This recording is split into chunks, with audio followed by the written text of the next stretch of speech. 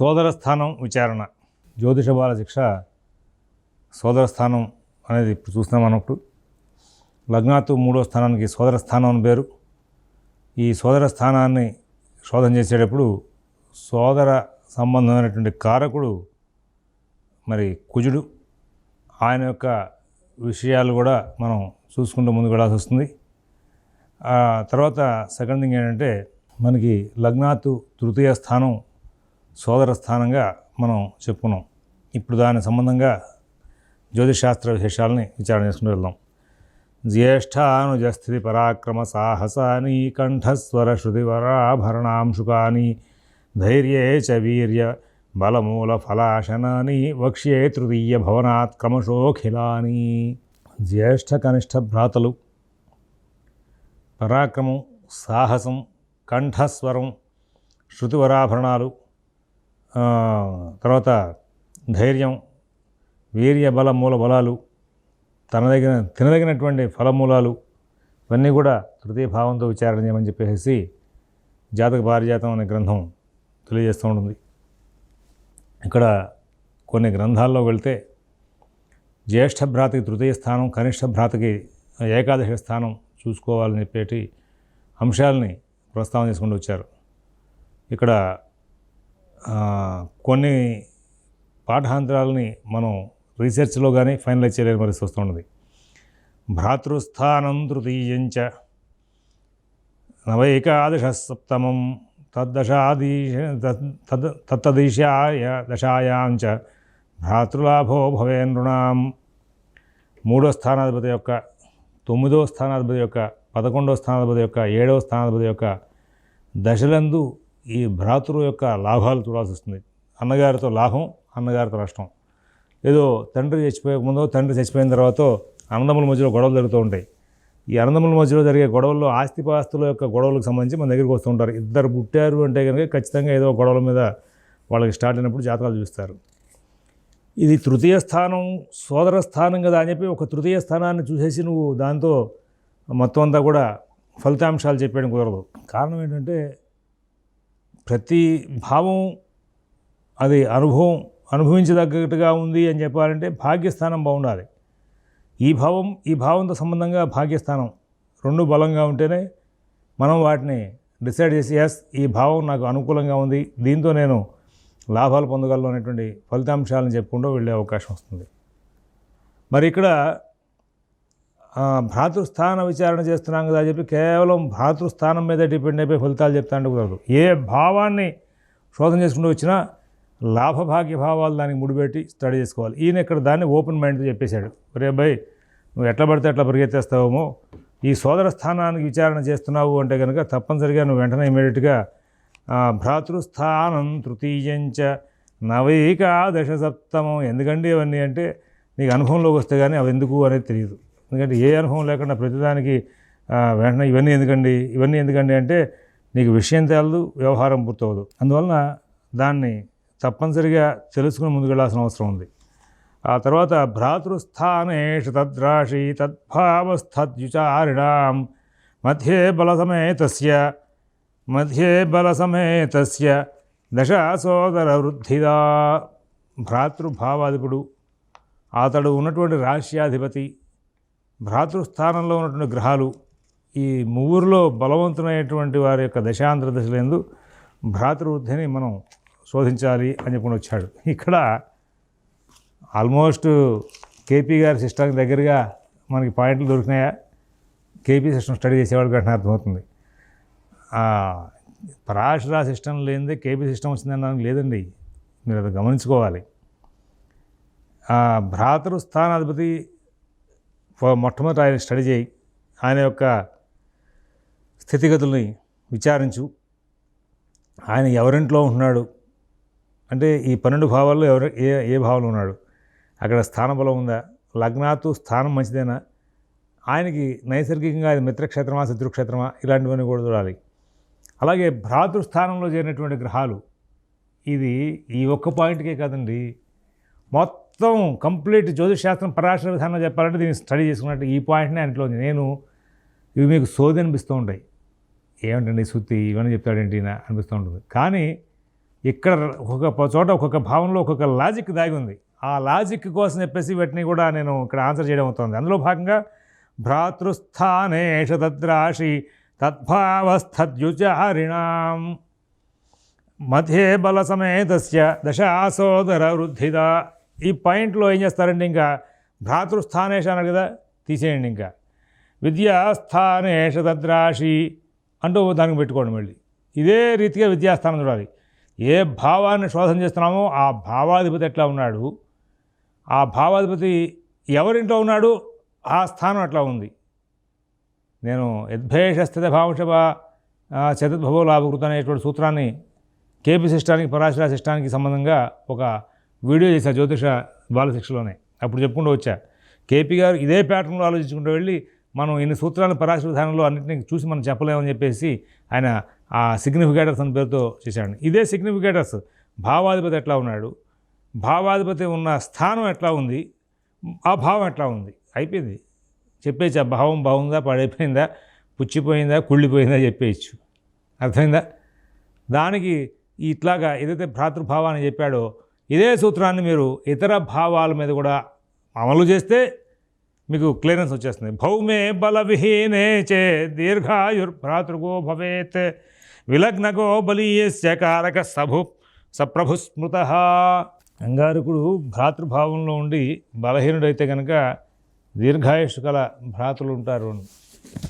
ఏమండి, నీ జాతకం చూసి మీ అన్నగారులు బతుకున్నారా, అసలు మీ అన్నగారులు చచ్చిపోయారా, ఇవన్నీ చెప్పేందుకు అవకాశాలు వస్తూ ఉంటాయి. రెండోది, చాలామంది జాతకాలు చెప్తూ ఉంటారు.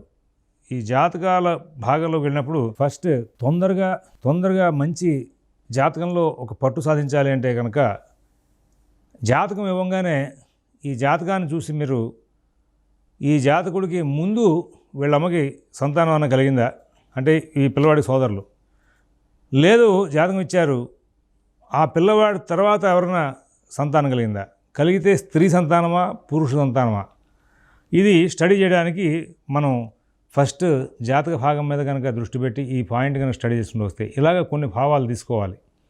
ఉదాహరణకి జాతకం ఇవ్వగానే ఇవన్నీ కూడా స్టడీ చేస్తే మనం వీటి మీద కూడా చెప్పచ్చు. ఆ విధానాన్ని మనం ప్రాక్టీస్ చేయాలి. చేస్తేనే జాతకంలో గొప్పగా ఉంటుంది. ఊరికే ఏదో ఒక పాయింట్ని పట్టుకుని సాగు తీసుకుంటూ వెళ్ళిపోతే ఎందుకు అది కరెక్ట్ అవ్వచ్చు తప్పు అవ్వచ్చు తేలదు విషయం.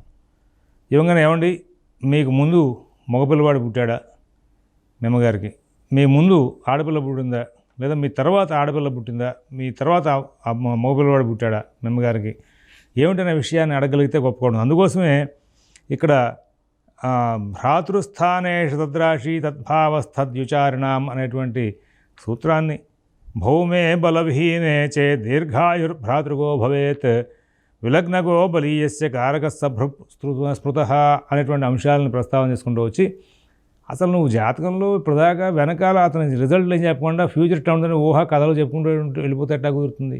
కుదరదు. మనకి గురువులు చాలా విశేషమైన సూత్రాలు చెప్పారు. వీటిని అమలు చేస్తే ఇది 12 భావాలకి కూడా బాగా అమలు చేసుకుంటూ వెళ్ళిపోతే మనం డీటెయిల్గా ఇవ్వచ్చు. ఈ భావం బాగుంది, ఈ భావం పాడైంది, ఈ భావం బాగుంది, ఈ భావం పాడైంది అనుకుంటూ వెళ్ళి బాగుంది కాబట్టి దీని మీద ఒక రిజల్ట్. నీకు అన్నగారు ఉన్నాడో లేదో నువ్వు జాతకం చూసి చెప్పలేకపోతున్నావు, కానీ నీ అన్నగారితో నీ గొడవ గురించి చెప్తావా? నీకు మీ అన్నయ్య ఏమంటే మా అన్నయ్య నాకు ఆస్తిపాస్తులు గొడవలు తేలుతాయా అంటే అసలు నువ్వు అన్నయ్య ఉన్నాడో చెప్పలేదు జాతకంలో, నువ్వు సిద్ధాంతివి. అన్నయ్య పుట్టాడా నీకు? అన్నయ్య పుట్టకుండా నువ్వు పుట్టావా? ఏమిటి చెప్పలేదు, కానీ అన్నగారితో ఆస్తి విషయాల మీద ఒక ఫైనల్ డెసిషన్ చెప్పేస్తున్నావు. ఎంత అపహాస్యంగా ఉంటుందండి. అలాగే ఏమంటే మా చెల్లెలు ఆస్తిపాస్తుల గురించి గొడవ చేస్తోందండి, ఏమవుతుంది అని అడగడానికి వస్తాడు. అసలు నువ్వు జాతకం చూడగానే చెల్లెలు ఉందా లేదని నిర్ధారణ చేయగలిగావా? చెల్లెలు ఉందో లేదో నిర్ధారణ చేయలేకుండా చెల్లెలతో ఆస్తి గొడవల గురించి మాట్లాడేస్తున్నావు. అసలు నువ్వు సిద్ధాంతం ఉండాల్సిన లక్షణాలు అనేవి నువ్వు జాతకం చూడగానే చెప్పగలుగుతున్నావా? ఒకసారి ఎవరితో వద్దు, మనలో మన మాటగా గుండె మీద చేసుకుని మనం అది నిర్ధారణ చేయగలుగుతున్నామా? ఒక్కసారి చెప్పండి. మనకు అన్నయ్య ఉన్నాడా, లేకపోతే మనకు తమ్ముడు ఉన్నాడా, మనకు అక్కయ్య ఉందా, లేదా చెల్లెలు ఉందా? ఇది జాతకం ఇవ్వగానే ఎవరి జాతకం ఇచ్చినా కానీ చెప్పగలుగుతున్నామా? నువ్వు చెప్పలేని వాడివి వాళ్ళతో ఆస్తిపాస్తుల గొడవల గురించి ఎట్లా నువ్వు రిజల్ట్ చెప్తున్నావు? మరీ సిల్లీగా లేదు విషయం. శాస్త్రాన్ని అవమానం చేస్తున్నావు అన్న ఫీలింగ్ ఏమైనా వస్తుందా? కనీసం ఒకసారి సిగ్గుపడతావా, పడవా? పడే పరిస్థితిలో ఉన్నావా లేదా? కనీసం దానికోసం స్టడీ చేయాలి కదా. అదే స్టడీ చేశాక చెప్పు, అప్పుడు మరి దాని మీద మనం ముందుకు వెళ్ళడానికి అవకాశం వస్తుంది. అలాగా ఇక్కడ ఈ మనం సోదర స్థానాన్ని ఇప్పుడు స్టడీ చేస్తున్నాం. ఈ సోదర స్థానంలో ఇట్లాంటి సూత్రాలని కూడా ఇంకా చాలా ఉన్నాయి. వీటన్నిటిని కూడా మనం స్టడీ చేసుకుంటూ వెళ్తే కనుక అసలు సోదరులు ఉన్నారా లేదా, జాతకం తప్పు చెప్పండి నష్టం లేదు, కానీ సూత్రాలు అమలు చేయండి. ఫస్ట్ తప్పు చెప్పాను సిగ్గుపడక్కల, నేను సూత్రాలు అమలు చేశాను అని చెప్పి, నాకు తెలిసిన సూత్రం మొత్తం అమలు చేశాను అని చెప్పి గర్వంగా చెప్పుకోండి. శాస్త్రాన్ని వృద్ధి పొందించిన వాళ్ళు అవుతారు. ఇది వాళ్ళు కాకపోతే రేపైనా సక్సెస్ అయ్యే అవకాశానికి దారితీస్తుంది. అంతేగాని వాళ్ళ అక్కయ్యతో గొడవ దొరుకుతుంది ఆస్తిపాస్తుల మీద అనగానే టప నోటికి ఏది వస్తే అది ఏదో గురువు అక్కడ ఉన్నాడు, లాభాలు చూస్తున్నాడు, ఆ కేసు తేలిపోతున్నాయా, నీకే లాభం వచ్చేస్తున్నాయా అని చెప్పడం కాదు. ఇవ్వగానే వీడికి అక్కయ్య ఉందా చెల్లు ఉందా చెప్పండి. జాతకం ఇవ్వగానే తమ్ముడు ఉన్నాడా అన్నయ్య ఉన్నాడా చెప్పండి. వాడితో అనుకూలం ఉందా చెప్పండి. చెప్పి ఆ తర్వాత రిజల్ట్లోకి వెళ్ళండి. మీరు ఫెయిల్ అయిపోయినా పర్లేదు, మీకేం తెలుసు సూత్రాలు. అన్నయ్య ఉన్నాడని చెప్పడానికి సూత్రాలు తెలుసు, లేదు తమ్ముడు ఉన్నాడని చెప్పడానికి సూత్రాలు తెలుసు. అది అమలు చేస్తే నీకు కరెక్ట్ రిజల్ట్ వచ్చిందా లేదా, తర్వాత మిగతా విషయాల్లోకి వెళ్ళండి. అప్పుడు మీకే ఒక తృప్తి వస్తుంది. తప్పు చెప్పినా తృప్తి వస్తుంది. అరే నేను ఈ సూత్రం దీని ప్రకారంగా చెప్పాను, అయినా ఎందుకు ఫెయిల్యూర్ అయ్యాను అనే భావన కలిగి స్టడీ చేసే అవకాశం వస్తుంది. ఉత్తి సోది మాటలతో కాలక్షేపం చేస్తే శాస్త్రం పాడైపోతుంది, ఎవరికి ఉపయోగం ఉండదు. కాబట్టి వాటి మీద ఫస్ట్ చేయండి. శాస్త్రాన్ని ఇలా చేయకే ఇవాళ మనం అంతా కూడా అపహాస్యం వైపు తీసుకెళ్ళిపోతున్నాం. శాస్త్రాన్ని ఇష్టం వచ్చినట్టు ఊహలు ఊహించుకుంటూ మాట్లాడడం కాదు జాతకం చెప్పడం అంటే. జన్మకాలే గుణే ప్రాణి కారకోయ సమృద్ధికృత క్షయకారీ విపర్యాస్తే భావపో విబలాధిక. ప్రాణికారకుడు జన్మకాలం గుణము కలవాడైతే వృద్ధిని చేస్తాడు, భ్రాతృస్థానాధిపతి బలరహితుడైతే నాశనం చేస్తాడు అని చెప్పేసి ఒక సూత్రాన్ని చెప్పుకుంటూ వచ్చాడు. అంటే ఏమిటి, ఆ పుట్టిన సమయంలో ఈ భ్రాతృకారకుడు ఎవరైతే ఉన్నాడో ఆ భ్రాతృకారకుడు మరి భ్రాతృస్థానాధిపతి వీళ్ళు బలంగా ఉంటే కనుక వీడికి సోదరులు ఉన్నారు అని చెప్పచ్చు. వీళ్ళు కనుక బలంగా లేకపోతే వీళ్ళకి సోదరులు లేరు అని చెప్పచ్చు. దాని మీద ఒక అవగాహన మనకి ఫస్ట్ క్రియేట్ అయితే సోదరులు ఉన్నారు సోదరులు లేరు అనే క్లారిఫికేషన్ కనుక ఫస్ట్ మన దగ్గర పూర్తి అయిపోతే తదనంతరం వాళ్ళతో ఉపయోగం ఉందా వాళ్ళతో ఉపయోగం లేదా అనేటువంటి మాటలకి వచ్చేసరికి అప్పుడు కుదురుతుంది. లేదు అసలు నువ్వు పుట్టంగానే నీ తర్వాత సంతానం కలిగిందని చెప్పాలంటే భౌమే బలహీనే చే దీర్ఘాయుర్భ్రాతృకో భవేత్ విలగ్నగో బలీయస్య కారక సభ స్మృత అని చెప్పి వెనకాల చెప్పిన సూత్రం ప్రకారంగా నీ తర్వాత ఇంకో పిల్లాడు పుట్టాడయ్యా అని చెప్పడానికి అవకాశం వస్తుంది. దానికోసం చెప్పి సోదర స్థానాన్ని తీసుకోవాలి, సోదర స్థానాన్ని బలంగా స్టడీ చేయాలి. సోదరేష కుజో నాశం గతో చేత్ సోదరక్షయ పాపర్క్షగౌ సపాపో వా భ్రాతృనుత్పాద్య నాశదౌ.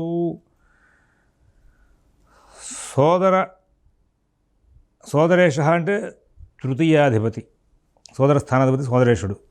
అందరూ సోదర కారకుడు కుజుడు.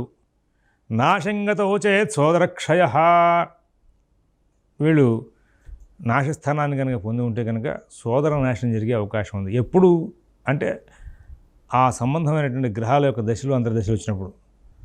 సోదరేషుడు కుజుడు ఇద్దరు కూడా పాపక్షేత్రాన్ని పొంది పాపులతో కూడుకుని ఉంటే కనుక సోదరులు పుట్టి నశించే అవకాశం ఉంది అంటాడు. కాబట్టి ఇక్కడ ఈ సోదర స్థానంలో ఫస్ట్ ఈ పాయింట్లు డీటెయిల్గా తీసుకుని సోదరులు ఉన్నారా, ఉంటే బతికే ఉన్నారా అనే పాయింట్ని ఆ సోదర స్థానాన్ని లగ్నం చేసి నీకు ఒకవేళ సోదరులు కనుక ఉంటే పెళ్ళైన తర్వాత చచ్చిపోయారా, పెళ్లి కాకముందు చచ్చిపోయారా, వాళ్ళు నీతో సఖ్యతగా ఉన్నారా, నీతో విరుద్ధంగా ఉన్నారా, నీతో పాటు తండ్రి దగ్గర ఆస్తుల యొక్క విషయాలు గొడవ చేస్తున్నారా, నీ ఆస్తిగా గొడవ పెడుతున్నారా, నువ్వు సంపాదించిన దాన్ని మోసం చేస్తున్నారా, ఇవన్నీ కూడా చెప్పడానికి ఆ పాయింట్లన్నీ కూడా వరుసగా పనిచేస్తూ ఉంటాయి. వీటి మీద ఈ సూత్రాలను కూడా అమలు చేసుకుని వెళ్ళాలి. నీచాక్షగౌ సోదరకారకేశౌ నీజాంశగౌ నీచ సమాగమౌ వా క్రూరాదిషష్యంశగథౌ తదానీం భ్రాతృసముత్పాద్య వినాశహేతు.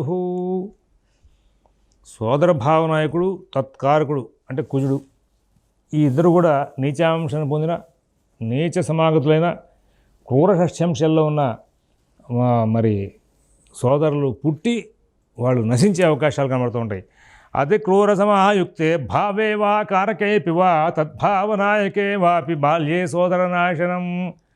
భ్రాతృభావంలో భ్రాతృకారకుడైన అతి క్రూర గ్రహాలతో కూడుకుని భ్రాతృస్థానమైనా క్రూర గ్రహాలతో కలిసి ఉండాలి, భ్రాతృకారకుడైన సరే అతి క్రూర గ్రహాలతో కలిసి ఉండాలి. అలాగే భ్రాతృభావనాయకుడైన తృతీయాధిపతి క్రూర గ్రహాలతో కలిసి ఉంటే బాల్యంలోనే సోదరుల యొక్క నాశనం జరిగే అవకాశం ఉందయా. ధనేశ్వరే నాశగతే బలాఢ్యే పాపాన్వితే సోదరకారకాఖ్యే తన్మాతృకారక గ్రహ సంయుతే చ సాపత్నమాయు సహజా వదంతి. ధనాధిపతి బలవంతుడై నాశస్థానాన్ని ఎందు పాపగ్రహాలతో కూడుకున్న సోదరకారకుడు పాపగ్రహంతో కలిసి భ్రాతృభావానికి 4వ స్థానంలో ఉండిన సవతి తల్లి కలిగే అవకాశం ఉంది అని చెప్తాడు. ఇలా సవతి తల్లి కలిగే అంశాలను కూడా మనం ప్రస్తావన చేసుకుని వెళ్ళాల్సి వస్తుంది. సవతి తల్లి జన్మతల్లి దత్త వెళ్ళాడా ఇంట్లో ఉన్నాడా ఇది చెప్పకుండా నువ్వు మాతృస్థానాన్ని విచారణ ఎట్లా చేస్తావు? కాబట్టి ఇట్లాంటివన్నీ కూడా స్టడీ చేసుకుంటూ వెళ్తే అవుతుంది. దీని మీద మరొక ఎపిసోడ్లో కలుసుకుందాం. స్వస్తి.